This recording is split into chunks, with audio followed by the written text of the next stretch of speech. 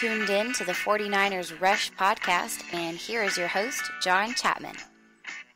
The 49ers win, and perhaps more importantly than that, we have a stud at quarterback that is young, and oh my goodness, it is a great day to be a 49er, as is every day, but we got a lot of things to celebrate today. So we get our win off of 5 field goals against the Bears, and, it's awesome. It's a good day. We've been through a lot this year, but it's weird. I don't feel like this has been a 2-10 season. We've had so many close losses, 2 overtime losses, 5 games lost by less than 3 points. But it seems like things are constantly trending up for us, which is so wonderful. So we win 15-14. Last play of the game came down. Just absolutely great game. Called by Kyle Shanahan. Played out by the team. Executed great. And we're going to go through and break down everything. Now, real quick, our offense, holy freaking cow. Pretty sufficient job. We go 10 for 18 on third down, which is wonderful. Anything over 50% is golden. 388 total yards of offense, which is wonderful. And we even got points on our opening drive. But what is wonderful is that our coaching staff developed a game plan and stuck to it and realized we were going to go slow. We were going to control the ball in time of possession. We led 38 minutes to 21 minutes with change on both sides. And we just totally stuck to our game plan. And it played out. We understood that we were going to play from behind. And it was going to be up and down. But we were going to be consistent because we know our defense would be able to shut down the Chicago Bears offense. And it totally achieved that. So let's get into this. Now, the MVP for the offense was so difficult. So difficult. And I'm going to go, some people might get upset with me on this one. I'm going Marquise Goodwin. He went 8 receptions on 8 targets for 99 yards offense and was just so clutch on big plays. He has had such a problem dropping the ball his entire career. His catch rate is just awful. But back-to-back games, he has just been clutch and just came in and totally dominated. He had a great first quarter, came in right off the bat, and they weren't easy catches. He was making some tough snags with good coverage, but just played so well. Even had a couple key blocks where he helped us out tremendously. He had a false start, but I don't want to hold that too much against him. Now, the runner-up for MVP was Trent Taylor, and he probably could have got it if he had one more catch, but he is a third down absolute beast. He catches everything. 6 catches on 6 targets for 92 yards. And just anytime it was third down and long, Jimmy G would step back, wait, and just hit Trent Taylor, who just has amazing hands and is so tough going over the middle. It was such a great game from those 2 receivers. Now, here's an interesting stat. When Garoppolo was throwing to Trent Taylor or Marquise Goodwin, he goes 15 for 15 for 191 yards. Just those 2 receivers. Now, everybody else, you go from 100% completion percentage down to 50. He was 11 for 22 and 102 yards and an interception throw into everybody else. So let's get into Jimmy Garoppolo's game. He was wonderful. Now, his overall stat line, he goes 26 completions for 37 attempts, 293 yards, which is also the most yards in the history of our franchise on their first start for the franchise for the 49ers, which is awesome. No touchdown passes. And it's not for lack of him. His big problem were the receivers not named Goodwin and Taylor were just abysmal. He did have an interception, definitely not his fault, and we'll get into that in a second. He also rushed. He had 4 scrambles for 8 yards positive and 2 sacks for 15 yards. One of those was just ridiculous. Fusco just whiffed on a block and allowed his guy just to get – he watched – Fusco, he's got to play a game where he just watches quarterback get nailed. And absolutely can't stand that guy. He plays really, really hard, but he gets out over his feet. And as a lineman and pass pro, you can't do that because if they stutter step you or swim move you, you just whiff. You've got to put your weight in your seat, is what they say, in your butt. And so that way your weight doesn't get over your toes or over your knees and you don't get off balance. But he's just, man, every single game. Sometimes he gets lucky and makes contact, but it's off most times. Anyway, back to the important guy, Jimmy Garoppolo. His first start as a 49ers quarterback, but only third start overall. Like, it's funny. We see Jimmy Garoppolo as somebody that's been experienced just because it's his 4th year in the league. But it's only his third start. CJ Beathard has more starts than him, which is interesting. But he came in and played wonderful right off the bat. Amazing pass on the first drive on 3rd and 10. Just a 12-yard perfect out to Goodwin. And the thing is for him is he throws such a catchable ball. And that showed up the entire game. And the majority of balls are being caught that hit him in the hands. This is something that, we haven't seen a lot with Colin Kaepernick just because he would rifle it every single time. But he has a great catchable ball, and he understands when to laser it in there like he did on that first drive or to put a little bit of touch on it. So absolutely great start to the game. Amazing feet in the pocket. This is an A+++ pocket awareness and just protecting the ball. The interception that he threw went into Lewis Murphy and hit him in the hands, and he caught it. But before he fell to the ground, it got snatched out. Definitely not Jimmy G's fault. And if you've been on Twitter today, some people are like, oh, so much for this great quarterback, no touchdowns and 1 interception. That's unacceptable. But the thing is, anybody that watched the game, it's nowhere near anything like that because he totally balled out, and every single thing that he did, or negative things that happened to him were not his fault. And he just looked great. He looked great. The comeback was awesome after the interception. Holy cow. He goes 4 for 5 on the drive and leads to another field goal drive. So chill. And as he sits back in the pocket, which amazing job pass protection throughout the majority of the game for our offense. But as he sits back in the pocket, not only do you see him making adjustments at the line of scrimmage before the play, which is huge, but you'll see him get to his second and third progression as things go on. Just on a consistent basis. I would say probably on 60% of his passes, he is not throwing to his initial read. He also levels up on 3rd down, and he loves to throw the ball to Trent Taylor on 3rd down. And why not whenever you have somebody that runs cool, crisp, clean routes and has no problem taking a hit over the middle. The game-winning drive, he had 3 15-yard plus completions on one drive. How often have we been able to say that with Dink and Dunk Hoyer, and then CJ Beathard? He played great, but you could tell he was throwing the ball to the sidelines and not down the field too much. A lot of that just had to do with pass protection and things like that. It's a whole nother level with Jimmy. I'm so glad to have this guy as our quarterback, and if you're a Niners fan, we have so much to be thankful for moving forward.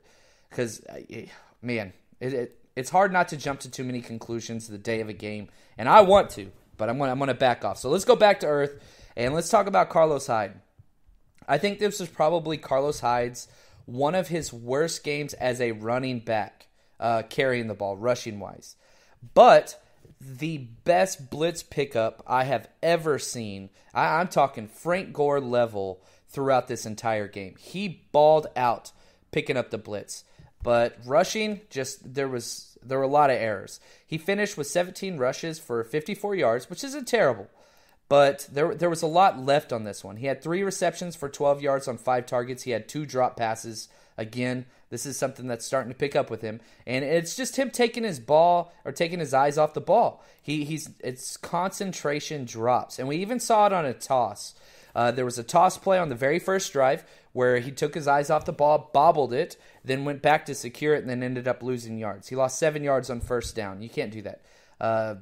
Like I said, dropped a screen pass on the same drive, but he had some good things. He had 19 yards on a 3rd and 1 with perfect vision. It was going to the offensive left, and it was just a simple zone left block scheme, which we're pretty known for, and it was completely all bottled up. He planted, cut back to the offensive right side in the opposite A-gap, and busted it for 19 yards on 3rd and 1. It was amazing vision and cutback, but you could tell in this game, they were moving from Carlos Hyde. It was almost like a 50-50. We're going to get the ball into our other running back as well, Matt Breida. He came in, he had 12 rushes for 45 yards and 1 catch for 4 yards on 1 target. Now, he got the second carry of the game, so this was a game plan issue. You could totally tell we're going to use this guy and this guy back and forth, and he was much more effective than Hyde. They are different running styles. The The thing with Breida is he has zero wasted movement. And if he's going to get tackled, that's fine. He's falling forward for 2 to 3 yards. That's worst case scenario. Whereas Hyde, he wants to be that patient and kind of muscle guy and get those extra yards. And so an example of that being a negative is it was 2nd and 1, and he had it through the C gap to the right side. Like he had the first down, but he wanted the big play, so he backed out and tried to bounce it outside and got tackled for a loss, and we didn't get the first down. 3rd down and short, then we go offsides twice in a row, and eventually we have to punt. So that's kind of the core difference. He wants that big home run, and whenever it doesn't come, then it's kind of frustrating because it's hard to go through with that. Now, the offensive line, as I said, played absolutely amazing. Trent Brown fought through. He was questionable. He didn't play last week. We have to have him. He is so important. He keeps our quarterback safe and allows him to get through progressions. He played absolutely amazing. And maybe the best offensive line performance was by Daniel Kilgore. He dominated the front of the ball, right in both A-gaps. He's our center, and zero pressures were allowed by this guy. And what's so important for our quarterback is that he can step up into the pocket and make his throw. Daniel Kilgore was just phenomenal this game. Staley's always great. Our guards are usually our biggest weaknesses, and this trend continues. Fusco did great in pass protection outside of one play, but Tomlinson as well, pretty good. He gives up a little bit too much push in pass protection, which I don't like. But overall, pretty good game. You could totally win with this, and we did. Now, George Kittle, our tight end, his snaps have been, since his injury, he has not won back the starting job. And so him and Selleck kind of split the snaps. He had 2 catches on 20 yards and 3 targets. But he's going to be a player long term. Now, Lewis Murphy, who was a free agent, and we picked him up 2 weeks ago, is just absolute garbage. Nothing good happens when we throw it to this guy. He has 1 catch for 16 yards. Now, it was a big catch. It was triple covered on 3rd down, and that was huge. But on 6 targets, 2 drops, 2 penalties, and an interception. That is not okay. And if you want to take a step back and look at our franchise right now, there are 2 dominant needs. One of those is in receiving help because we have a great slot receiver and we have a decent number 2 wide receiver in our speedster, Marquise Goodwin, but we do not have that pivotal number 1 wide receiver. And then cornerback, I would say, is the next one. Now, you could go on from that and say an actual true pass rusher or interior line help. Those are definitely a part of it as well. But that wide receiver position is just trash. Kendrick Bourne went out of bounds on his own, then came back in to catch a pass, which is just ridiculous. I don't understand that. Juszczyk had a great game.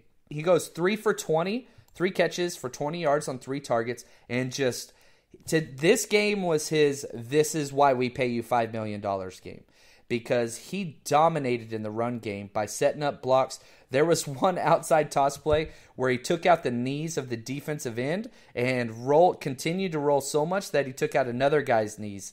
It was just awesome. So great game by him.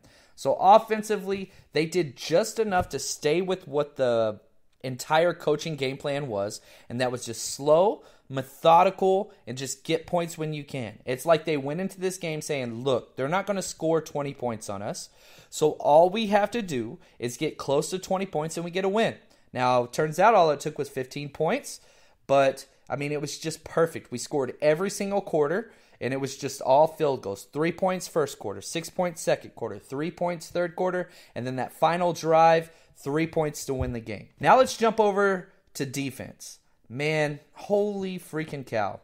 The defense, by far our best game of the entire year. We held the Bears to 147 total yards.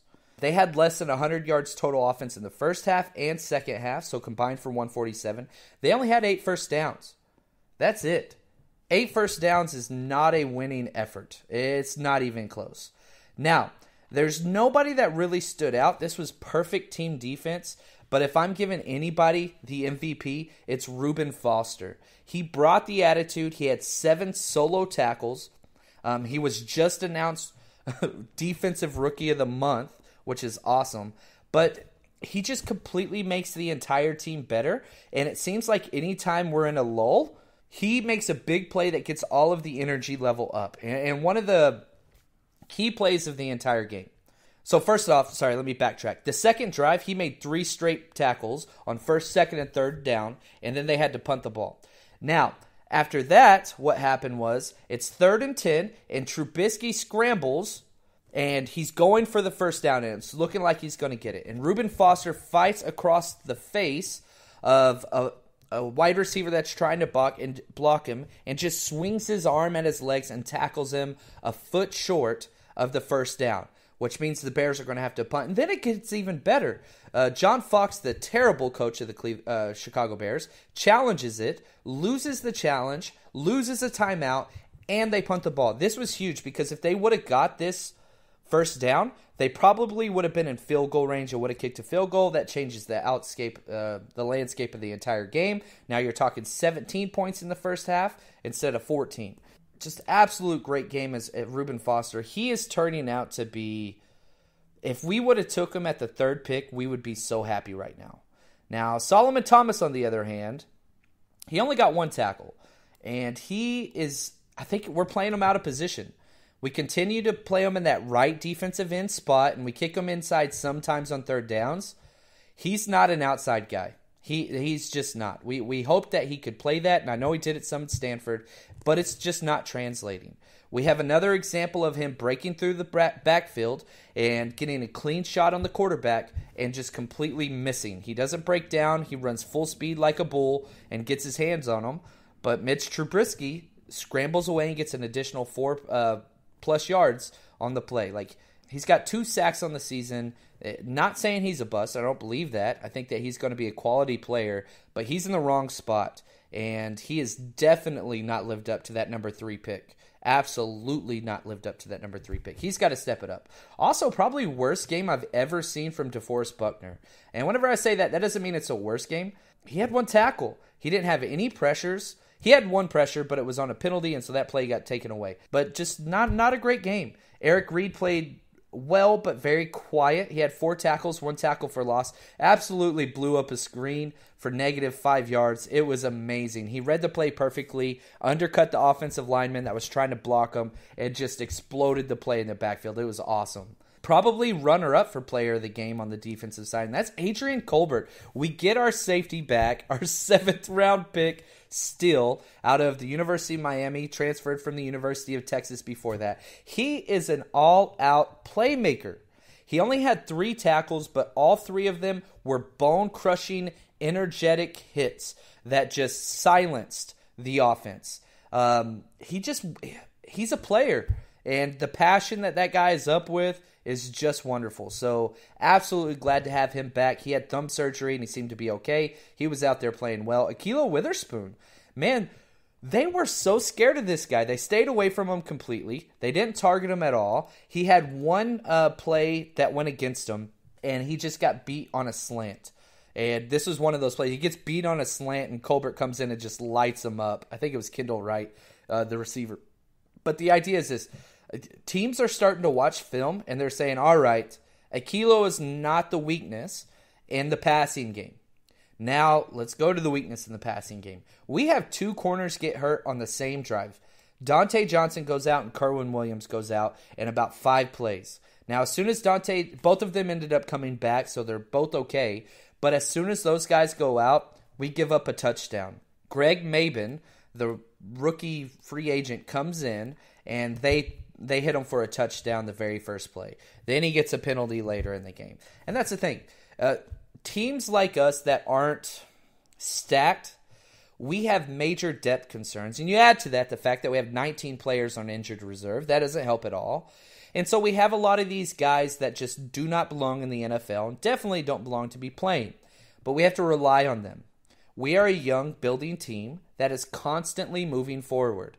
Now, the goal is, with our tremendous rookie class, which is absolutely incredible. I'm going to go back and talk a little bit about this at the end of the season. I'll have one where we go through and just break down every one. But anyway, the idea is this. We will build depth as we continue. We are the youngest team in the NFL, and it's only going to continue to be that way. Now, I do want to give props to Elvis Dumerville, our sack leader. he gets another sack, man, and he comes in. He doesn't play a lot of plays, but what he does is he's productive. And he had 2 tackles for loss, and he also had 1 sack. But the guy's just played awesome. He's got 4.5 sacks on the year, and just such a great free agent pickup. Now, special teams, and probably the MVP for the whole game, Robbie Gould. Holy freaking cow. He goes 5 for 5, kicking against his former team. We named him captain this week, and after he made the 5th field goal, he turned to the Chicago Bears sideline and started beating his chest like he was freaking King Kong, and I love it. If you are a kicker that talks trash, I kind of like you. I don't know why.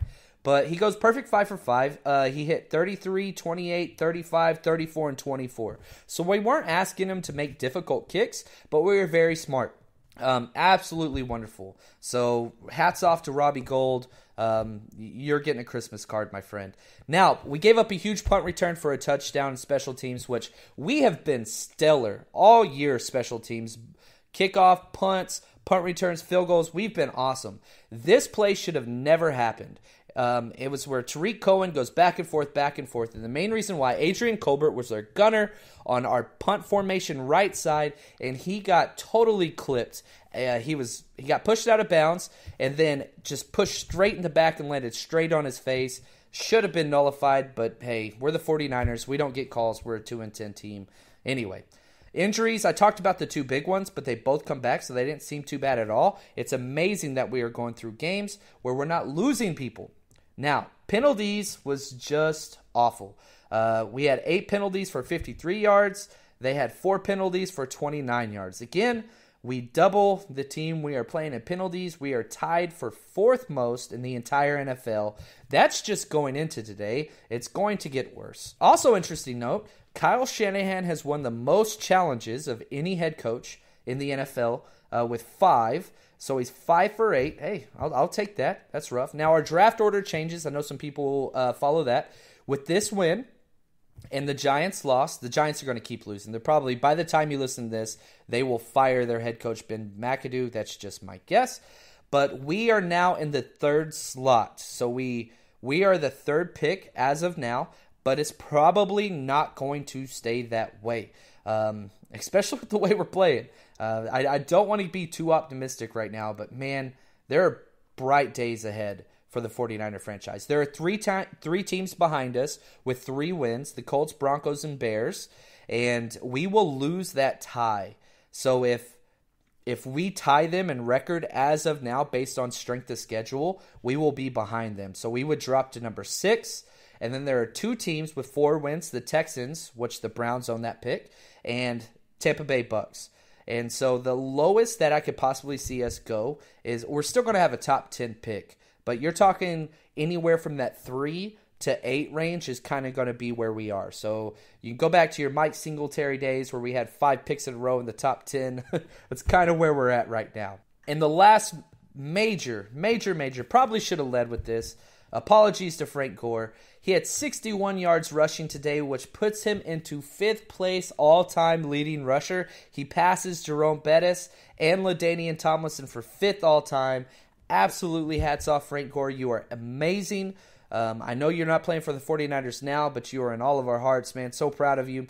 Now, he can continue to go, and he said he doesn't think he's done. He's 400 yards away from passing Curtis Martin 4th all-time. Obviously not going to happen this year. He's going to have to play another year, and who knows? There's always going to be value for a veteran on the league minimum deal that can pass protect like he can and can catch out of the back, and it's dependable. So we'll see what happens. I hope he sticks around. I want him to play forever. Now, next week, man, we got another winnable matchup. We are playing in Houston against the Texans. They are 4-8. It's the early morning kickoff at 10 a.m., and the Texans are just a 1-point favorite, which is saying a lot. This is probably our best of the whole entire year as far as Vegas odds. They have lost 5 of their last 6 games since Watson got hurt, their amazing rookie quarterback. This is a winnable game.